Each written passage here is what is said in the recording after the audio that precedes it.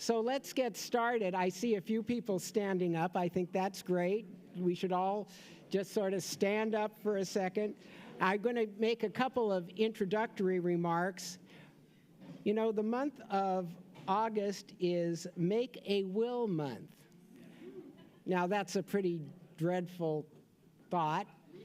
But I will tell you that when I did practice law, that was one of the few things that was positive, is writing a will, because it wasn't somebody that was mad at me to start off with. So anyway, it's Make a Will Month, but that's important from the standpoint that our Rotary Service Foundation is working on legacy gifts.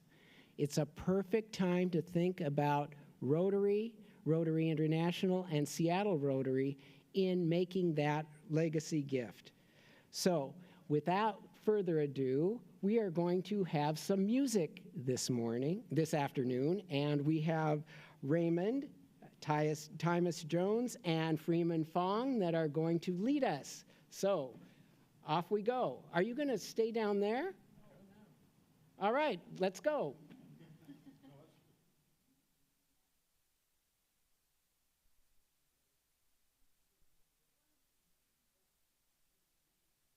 It really was pretty good if it worked, but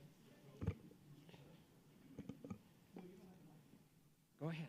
So, we're going to sing God Bless America. It's a great way to start our meetings this new season with John as our leader.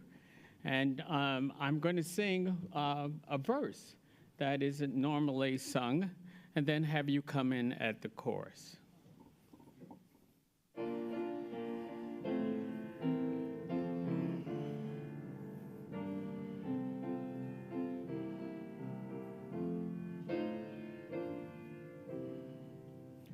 While the storm clouds gather far across the sea, let us swear allegiance to the land that's free. Let us all be grateful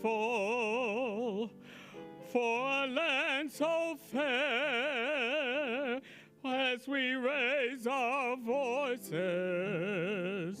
in a solemn prayer.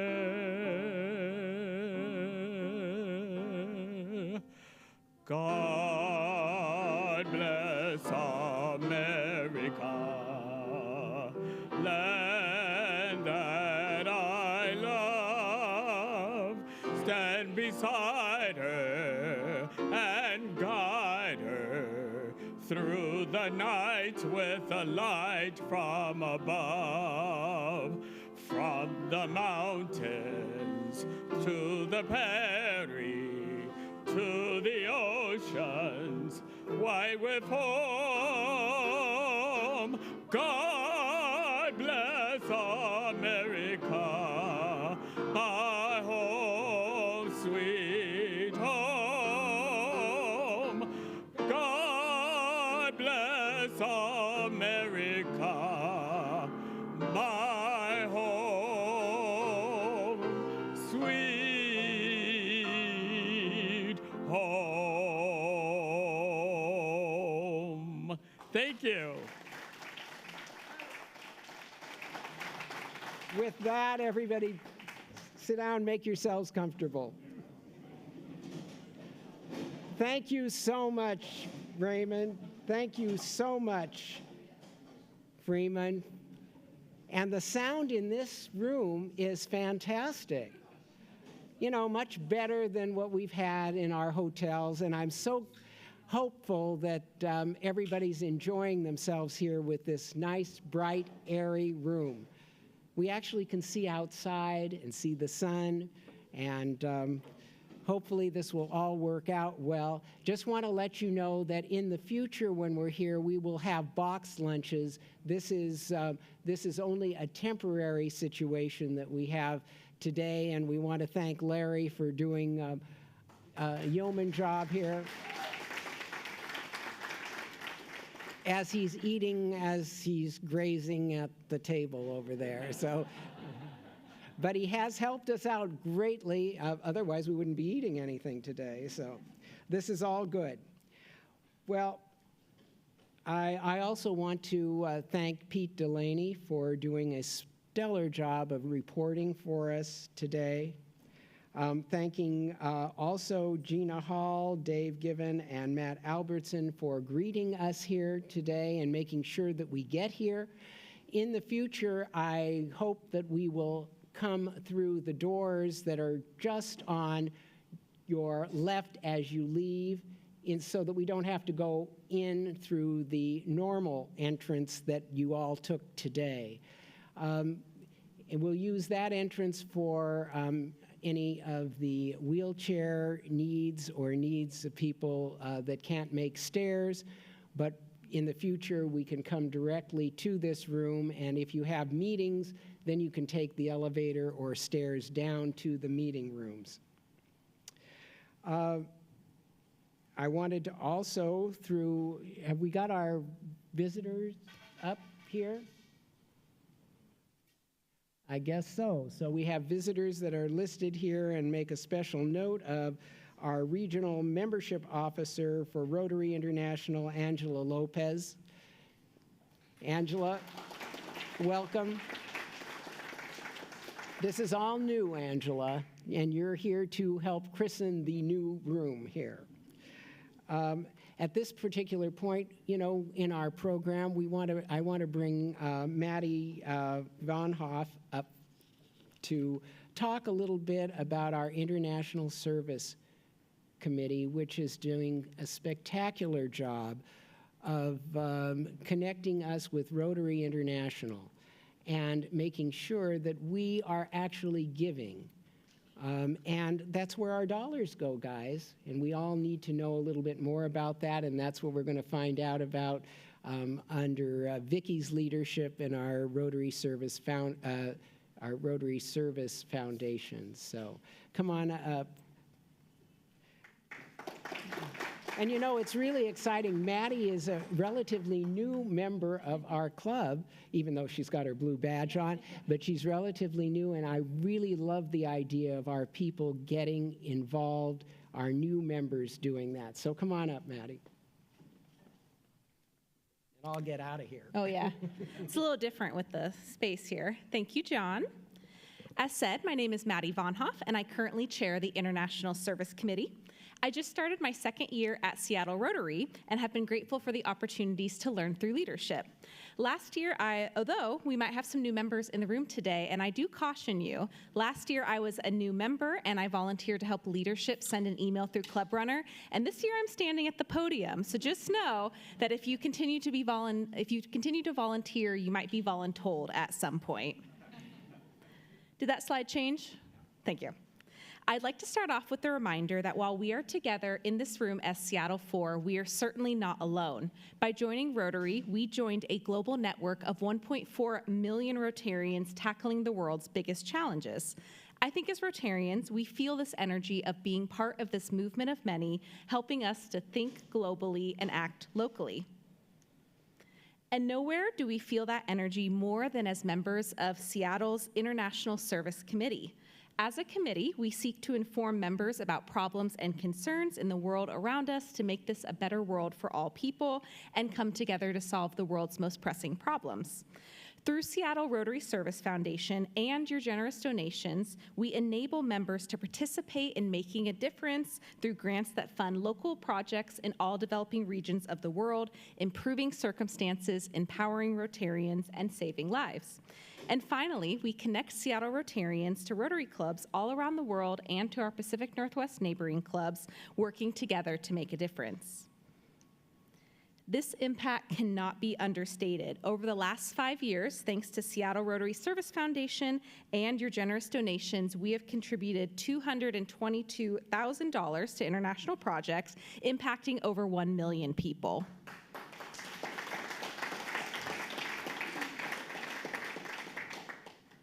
Today, I'm excited to share with you a few projects on the ground that make up this massive number, showcasing the scope and the depth of our work and our impact on Rotarians all around the world. So here is one of my personal favorites. Raise your hand if you have ever taken swim lessons or you put your kids through swim lessons. So almost everyone in the room, and if so, you know the importance of teaching this life-saving skill before it is needed.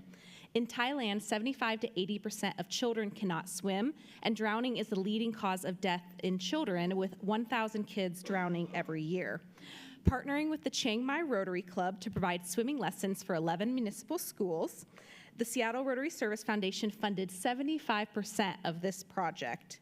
Now, because of that, over 370 fourth graders have taken swim lessons thanks to SRSF and your generous donations. And almost every child who graduates from a municipal school in Chiang Mai has taken a 15-hour survival swimming and water safety course.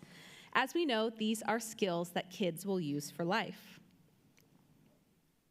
Another incredible thing about the International Service Committee and Seattle Rotary Service Foundation is that funding projects gives us an opportunity to partner and build relationships with nearby district clubs. This is especially true for this project, where SRSF approved $10,000 of a $40,000 project budget to provide safe drinking water and improve sanitation and hygiene for the 3,000 residents of Quarter 2 in Mokindi, which is a small community in Limbe in southwest Cameroon. Allow me 1 minute to brag about one of our ISC members, Cynthia Shiro. As this project's advocate, Cynthia is increasing the impact of our $10,000 by partnering with other district clubs, including Bellevue Rotary, Mercer Island, and Lake Forest Park, hopefully leveraging more district funds in the fall. In fact, she has already helped raise over $16,000 of additional funds by partnering with Rotary clubs, Limbe Rotary, and the Seattle Limbe Sister City Association.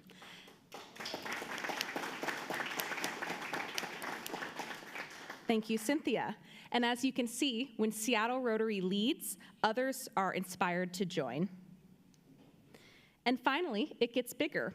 Working globally allows us to partner with clubs across the country, like this project with First 5. This year, SRSF is partnering with the First 5 Rotary clubs, which, not including us, include Chicago, San Francisco, Oakland, and Los Angeles, to tackle cervical cancer in Bolivia. As cervical cancer is the 4th most common cancer in women, and Bolivia has the highest rates of cervical cancer of all Latin American countries, SRSF contributed $5,000 to help support rapid HPV testing, which will test 7,500 women over the next 3 years. It'll help determine treatment for those who test positive and provide training with our domestic training for medical staff on new testing machines and kits. This funding allows us to build relationships with our domestic and global Rotary partners, fully participate in projects, and increase our impact.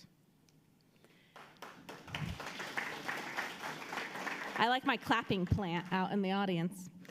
And this is just a few examples of our impact together. With generous donations over the last 5 years, we've worked on diverse issues like entrepreneurship, global health, malaria, accessibility, water, sewer, and hygiene, and professional exchange programs so we can continue to learn from each other's and our international Rotary clubs around the world. Stewarding these funds is an immense responsibility that we do not take lightly. All of these amazing opportunities started out as ideas where NGOs and International Rotary Club partners partnered with one of our International Service Committee members as their advocate to submit their project proposal. We host all potential grantees for a presentation where they outline the problem, discuss the solution and the project, and allow our members to ask questions and provide feedback. Then our grant review team reviews and evaluates each project and makes a recommendation to SRSF, who makes the final decision and distributes funding. We learn from and monitor projects over the years as they are implemented through project reports, site visits, and ongoing presentations. I have been really fortunate to be mentored by ISC mentors such as Alicia, Jim, Larry, Cynthia when I first joined as a member. So I've really seen firsthand how the International Service Committee is a place where members can learn and grow. Whether you're an experienced traveler and a development advocate, or you're simply curious and interested about the world around you, we are looking for members just like you. If you're interested in learning more, please do not hesitate to reach out to me. My email is up on the slide. I'll be sitting here after the program as well. I want you to remember that you are part of a network of 1.4 million Rotarians. In ISC, we feel that connection every day in the dollars given, the partners we meet and work with, and the impact we make. With you together, we can build an international service committee that is more impactful, sustainable, and deeply connected to our broader Rotary community. Thank you.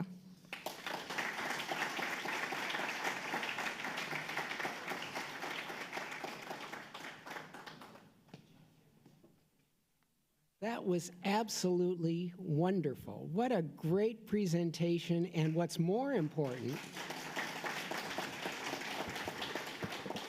I love the applause. You know, what's really great, though, is what Maddie has been saying. We can all get involved in things, and to join the International Service Committee would be just fantastic. So those of you that have not joined a committee yet, this would be really spectacular. It's the good that we really do through our giving in the international service, in all of our various service committees. We do great work, and we should all be proud of the work that we do. Now, without further ado, I'm going to try and get everybody introduced to some of our new members. And one of our new members is Arik Corman. Arik is the CEO of the League of Education Voters for Washington State, and he is going to introduce our main program today. So come on up, Arik. Thank you, John. Okay. Some of you I've met, and some of you I look forward to meeting over the next several months and years. It's a privilege and an honor to be here. I am honored to introduce Dr. Leroy Hood, also known as Lee Hood, who is a world-renowned scientist and recipient of the National Medal of Science in 2011.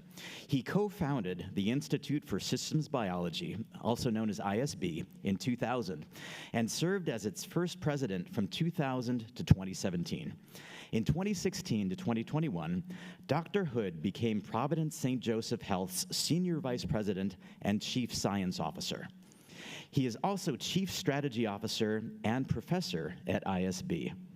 In 2021, he founded Phenom Health, a nonprofit research organization dedicated to contributing solutions to the major challenges causing a crisis in healthcare. In September 23, Dr. Hood joined the Buck Institute for Research on Aging as Chief Innovation Officer and Distinguished Professor. Dr. Hood is a member of the National Academy of Sciences, the National Academy of Engineering, and the National Academy of Medicine. Of the more than 6,000 scientists worldwide who belong to one or more of these academies, Dr. Hood is one of only 20 people elected to all three. He's also a member of the Inventors Hall of Fame for inventing automated DNA sequencing.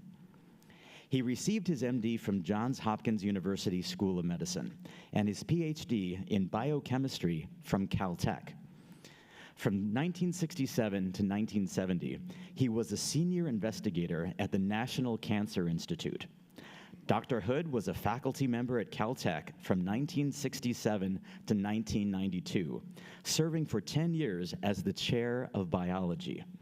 During this period, he and his colleagues developed 4 sequencer and synthesizer instruments that paved the way for the Human Genome Project's successful mapping and understanding of the human genome. He and his students also deciphered many of the complex mechanisms of antibody diversification. In 1992, Dr. Hood founded and chaired the Department of Molecular Biotechnology at the University of Washington, the first academic department devoted to cross-disciplinary biology, which pioneered technologies for genomics, proteomics, and cell biology. Dr. Hood has co-founded 19 biotech companies, including Amgen, Applied Biosystems, Rosetta, Arival, and NanoString. His many national and international awards include the Lasker Prize and the Kyoto Prize. Currently, he's the CEO of Phenom Health, a nonprofit driving data-driven health solutions to the contemporary healthcare system. Please help me welcome Dr. Lee Hood.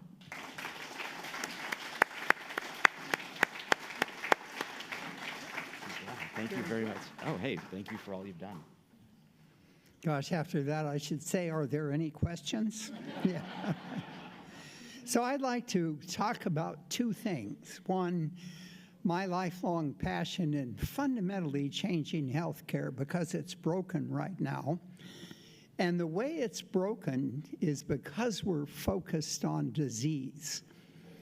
And I have a very good friend at Oxford who said any system of healthcare that's focused only on disease will never be financially responsible because disease is an infinite sink of dollars. So we're going to argue that this data-driven health I'll talk about is going to fundamentally, within the next 10 to 15 years, change healthcare from its disease orientation to one focused entirely on wellness and prevention. And I'll try and convince you that's reasonable. And I'll give you some examples so that you can actually think about how you might change your own health going forward and paths that you might consider. So if we think about health, I would argue it's the most fundamental of the human properties because it underpins everything that we value in human life. Your early education, your development, your ability to have a job, your ability to create a community, your creativity and productivity, and finally, it's the essence of what we call health span. And health span is basically how long you can live and be mentally and physically healthy. And I'm going to argue that this data-driven approach will take many of us into our 90s or even our hundreds. And the really fascinating question to consider is, given an extra 20 years of potential creative and productive life, what are you going to do with it? Most people don't have very good answers, I must say. But the whole idea, of course, of data-driven science is we analyze your genome, which is the source code of all human existence. And it actually is what determines your health trajectories. And it determines thousands of different trajectories. And the individual phenotype that you choose, that is your appearance from birth until death, is determined by two important parts of your behavior. One is your behavior itself and your choices in diet and exercise and all of those kinds of things. And the second is your environment. And in assaying these things, which we call the phenotype, we're able to look at your blood, which gives us an overall view of your body. We're able to look at your microbiome, which are the microbes in your gut that filter what you eat from what goes into your body. And we're able to look at digital health measurements of both the body and of the brain and so forth. Those are the kind of measurements we do. Now, I would argue that health really has three different dimensions. All of us are born well, and at a certain point in time, we transition from wellness to disease. We progress through that, and then, in most cases, revert back to wellness again. So wellness, transitions, and disease are the three areas.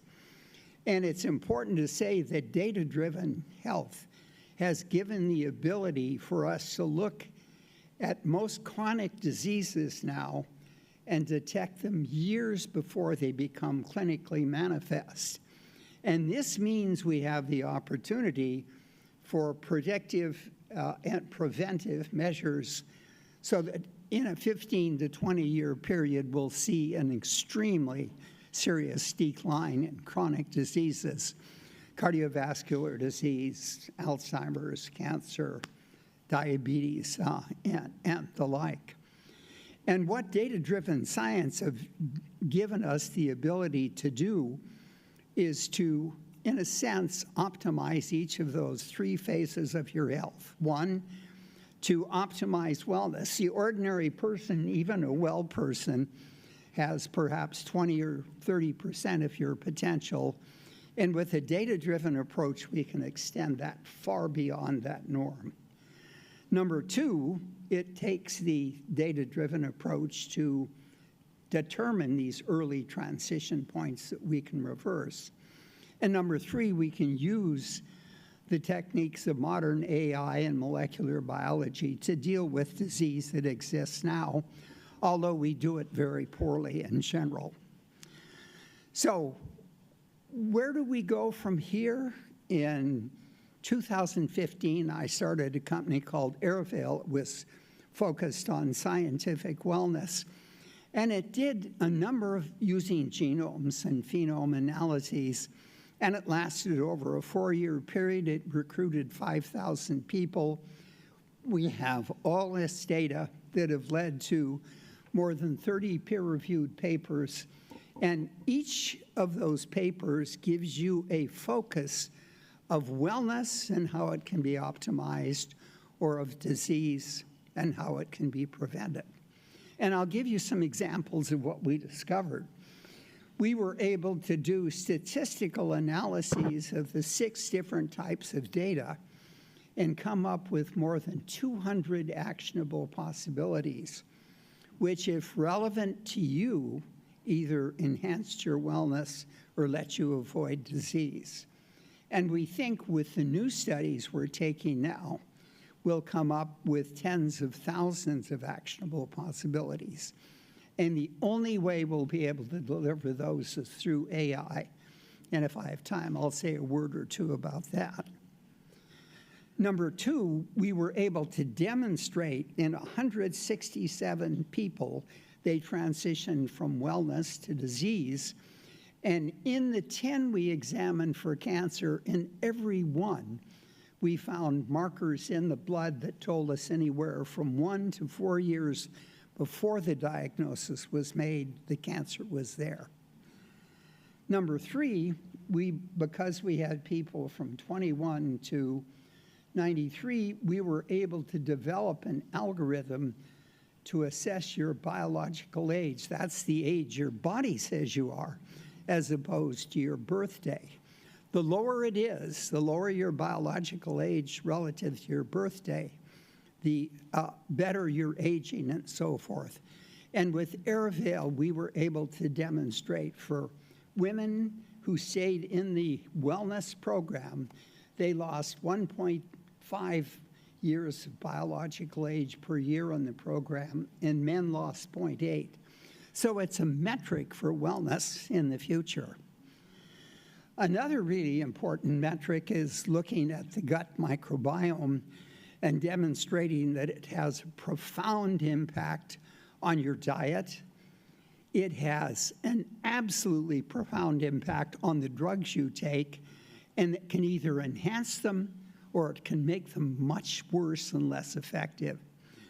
And finally, it even has a big impact on your aging, because it changes in the 60s, 70s, 80s, and 90s in a way when you age in a healthy manner that's very different from how it looks in a non-healthy manner. So all of these offer us hope for fundamental changes in aging and dealing with disease and in optimizing wellness.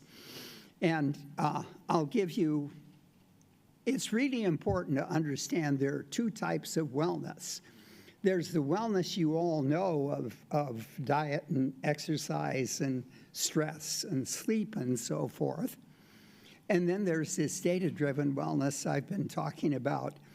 And what data-driven wellness do is, one, tell us how we can individualize data, diet, exercise, and so forth for each individual. And 2, it opens up entirely new dimensions for analysis. And I'll give you some examples of my own experience. So I've always believed in exercise, and I can still do 150 push-ups and 100 in sit-ups and 100. And, yeah. I hope that wasn't 5 minutes. Okay. Now, and for diet, the classic good diet. But I'll tell you, the really key thing in diet is being the right weight. And I think intermittent fasting is a superb way of doing that, and I've practiced that for the last 5 years. So I weigh exactly what I did in college playing football and so forth. And with sleep, you can optimize that in various ways and deal with the stress with meditation. But in the genome, I found one really interesting thing in my genome. 2 variants had blocked the uptake of vitamin T. So I had almost no vitamin D in my system, and I had to use mega doses to get it back up to normal. I never would have found that out without the data-driven approach and everything. And in your genomes, there are hundreds of variants that lead to athletic injuries that we can avoid if we know you have that variant. And there are variants that lead to the inability to use drugs effectively. And again, we can avoid those kind of things. In the gut metabolome, you can essentially look at all of these different kinds of things and optimize your diet in a variety of different ways. And in the blood, we can optimize the chemistries that reflect all the biology that goes on in the body. And I have 5 or 6 different things that I've had to optimize in that regard.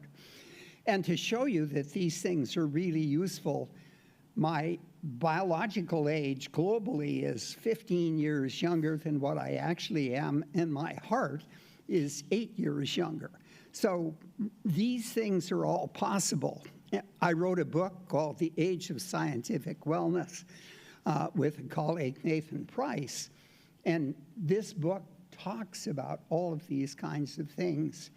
And Phenome Health has a website to which you can go and actually sign up if you're interested in learning about these kinds of things. So I'll close by saying that data-driven health is really going to fundamentally change 3 very important things in medicine. Number 1, in 15 years, we'll be looking at wellness and prevention, and we'll be able to avoid most disease. Number 2, we're going to be able to enormously decrease the cost of health care and be able to focus it on the new opportunities of wellness and prevention by doing 2 things. 1, preventing chronic disease, which cost 86% of our $4 trillion a year. And number 2, of the normal drugs that are out there, 10% of the individuals interact optimally, and will be able to identify the optimal interacting ones and efficiently give you drugs. And the final thing is, I think AI is going to be able to take these very complicated data, genome and phenome, and for each of us, give us a prioritized list of actionable possibilities that will transform our health, and to deliver those to physicians in such a way that they both understand them and they see the justification for that kind of rationale. And what AI is going to do is create a partnership between the doctor and the AI system that will allow the doctor to become a domain expert in all fields of science and to be able to give patients treatments they've never seen before. So this is the future, and I hope you'll join me in getting there.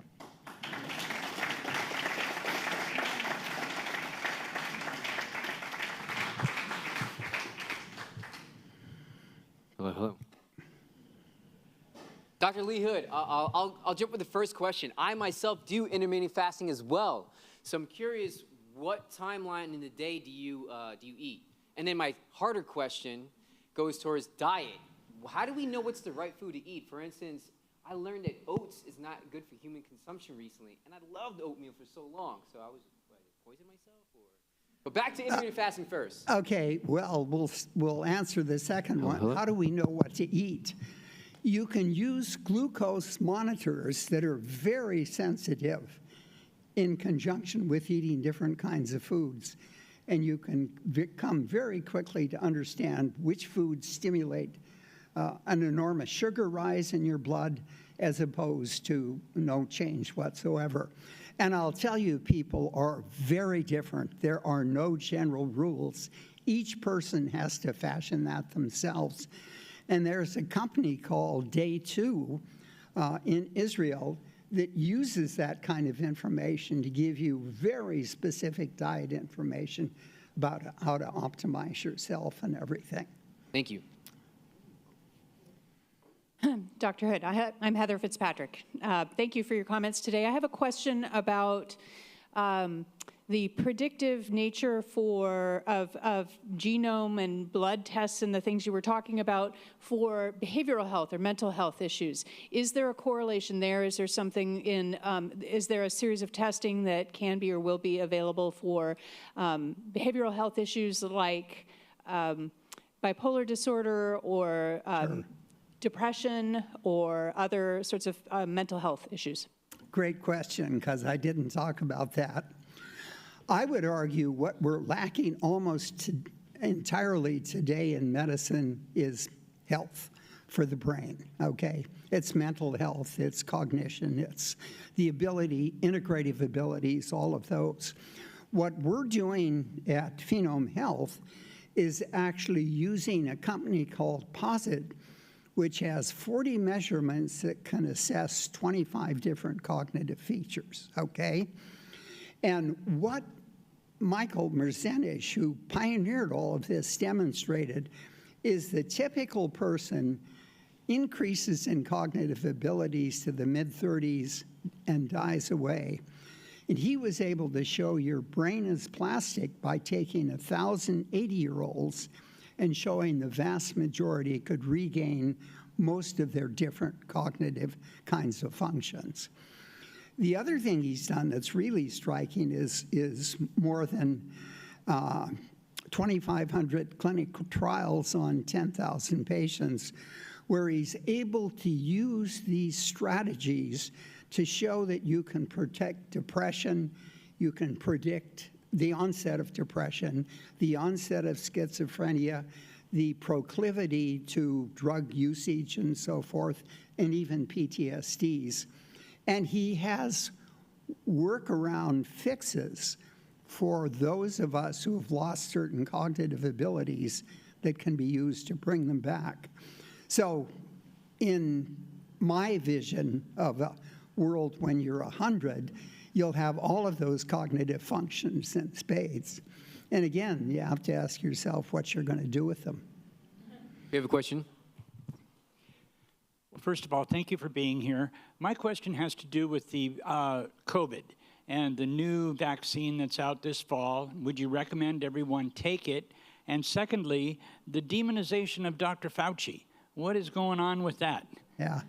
So let me just say, I recommend everybody take every vaccine that's possible for COVID. And I do so because what recent studies have demonstrated beautifully is if you take all the vaccines, you don't get long COVID. And if there's anything you don't want to get, it's this long COVID that goes on and on and on. So Tony Fauci is a good friend. I met him when I worked at NIH back in 1967, 1968. I mean, he's absolutely been a magnificent scientist, a superb administrator. And I think all of the criticism of Tony Fauci reflects back on the shallow, narrow, and ignorant accusations they point toward one of the people who I think was a pioneer in leading us out of COVID. Dr. Hood, we have another question over here. Dr. Hood, thank you very much for being here. I have a couple of questions. First one is, how do we get those testing for personal wellness program? How do we sign up? I will tell you that Phenome Health is going to be very soon starting a company much like Airvale to initiate those kind of things, only 10 times better. And I think the best thing to do is to follow the evolution of that company on the Phenome Health network and determine when you could join in. We're going to create an opportunity where everybody, no matter where in the country, will be able to participate in this kind of process. And we're actually selecting interesting partners to do this with. Second question, how old are you? I just want to see. I'm 85. How? But that's my chronologic age. I'm really 70, okay? Don't get confused. Yeah.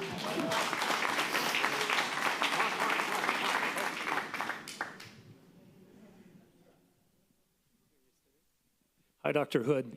Can you talk about the role that insurance companies play in this transition?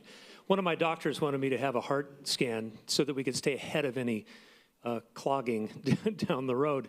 My insurance company denied the test because I didn't show signs of heart disease. So how do we get insurance companies to start embracing the idea that spending a little here on prevention is going to save a lot of money down the road? Well, that is absolutely a terrific question.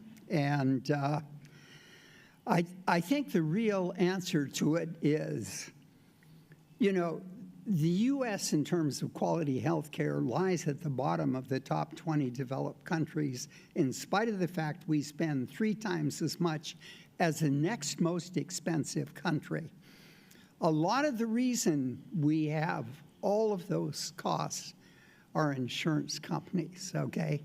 So what I'm advocating, and I'm actually partnering now with a healthcare system that integrates together the payer and the provider system.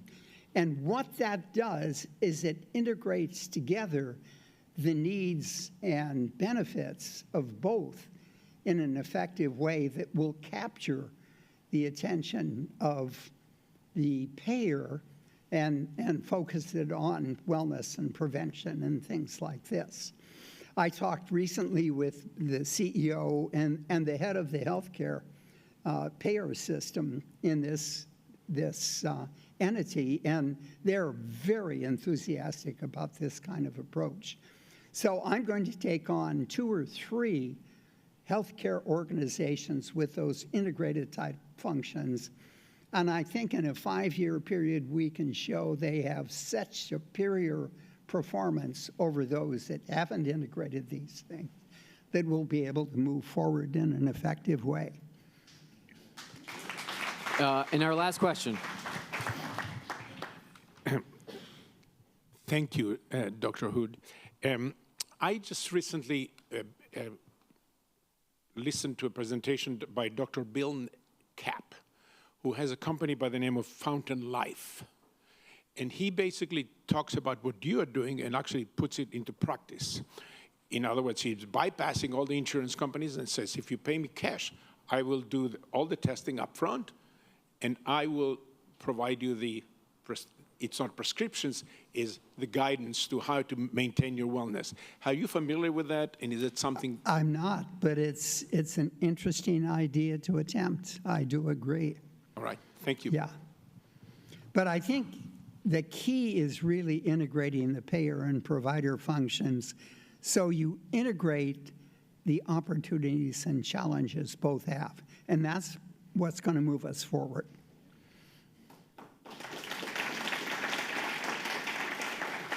Okay, thank you so much. Yeah. I want to present you with this gift that we have made in your behalf from our Service Foundation. This Seattle Rotary Service Foundation has provided 600 meals through Harvest Against Hunger. So, what a great investment. Thank you. And it so fits with the idea of prevention and wellness. and the whole idea of changing the mindset of all of our medical professionals and our insurance companies to move from dealing with disease to dealing with prevention and wellness. And thank you so much for providing that information to all of us. And keep up the good work.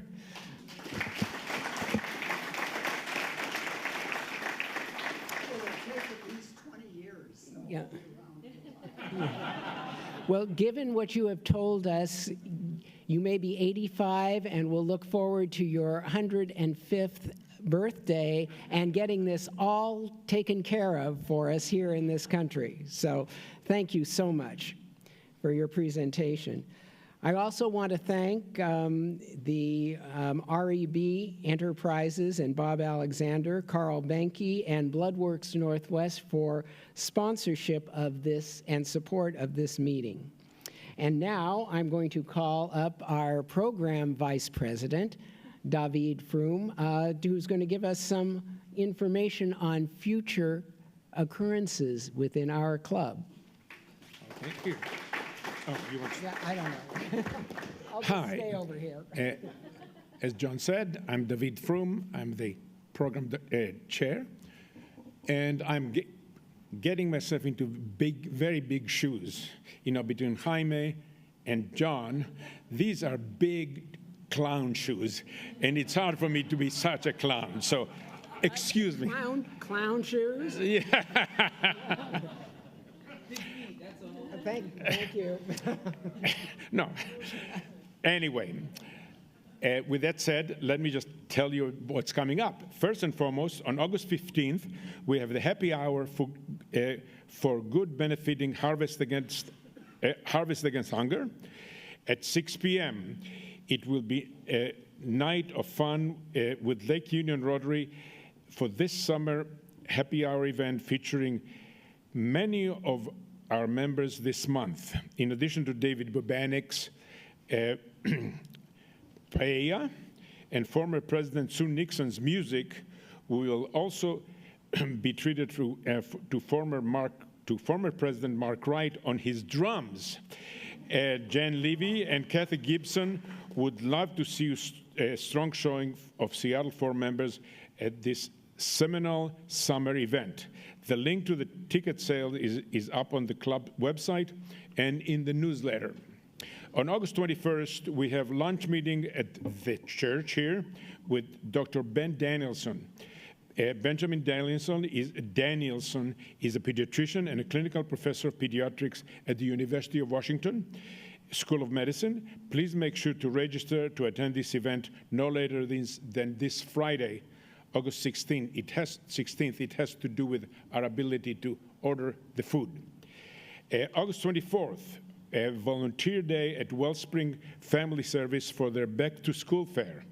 There are various volunteer shifts and responsibility available for club members. Sign up for information on the club website. We would love to see a strong showing of club members at this service event. August 27th, Rotary Mariners Canoe Event. The night's proceedings will start with happy hour at Daniel's Broiler, Lake Union, before moving on to evening canoe journey. Join Marilyn Oliver Bard, Native community speaker and the daughter of Emmett Oliver, for an on-board talks exploring the history and continued impact of the canoe journey. The registration link for this event is on the club website. And last but not least, August 28th, Zoom-only lunch meeting with Verna Williams. Verna L. Williams is the CEO of Equal Justice Works. In her role as CEO, Verna has continued to advance the mission of Equal Justice Works to create opportunities for leaders to transform their passion for equal justice into lifelong commitments to public service. Thank you all. Well, thank you, David, for all of that. Don't forget also August 15th, but August 16th, we have our Wednesday evening event at Cornish, and hopefully everybody will. 14th. What? It's the 14th. I'm sorry. Whatever the Wednesday is, I don't know. You know, I didn't have my calendar up here, guys. So, all right. Thank you, Raymond. It will be the 14th. Whatever next Wednesday is, you guys can figure that out. I also want to mention the happy hour again at Lake Union. It's right next to Mohi. Don't fall off the dock. I've tried to do that at that Rotary group at the Center for Wooden Boats. It's really exciting, but you have to be careful. There's a lot of water around there. You don't need to wear your life preserver unless you're clumsy like I am. So anyway, and I'm really excited about the idea of the Zoom meeting that we're going to have on August 26th. And the reason I'm excited about that is that we've got a speaker who will be in Washington, D.C. while we are eating, and we're going to be eating individually at your home. We're not providing food for that one. So do tune in, and this is a sort of a new experiment with our Zoom, with the idea from our program committee to really make the Zoom a reason for having a Zoom instead of getting together in a physical sense as we are here today. Now, I have my closing comments, but David already mentioned that we need to sign up on Friday before our meetings. And the reason we have to do that is that we have to make sure that we have our boxed lunches, which we are going to have provided. We don't want to mess up and not have lunches for everybody. So be sure and sign up online before the meetings. This is done in a lot of organizations. We just haven't done that in our Rotary, and everything's a little new this year. Now, one of the things that I like to end with is the idea of what happened on August 7th. This is August 7th, that's right. Next week will be the 14th. In 1782, George Washington created the Purple Heart. Let's keep that in mind. In 1786, the first federal Indian reservation was created. In 1964, we're moving a couple hundred years, the U.S. Congress passed the Gulf of Tonkin Resolution, giving the president broad powers to deal with North Vietnamese attacks. And this happens to be a birthday of a few people. In 1955, our former mayor, Greg Nichols, was born. In 1903, Ralph Bunch was born. And back in 1876, Mata Hari was born. With that, we're adjourned.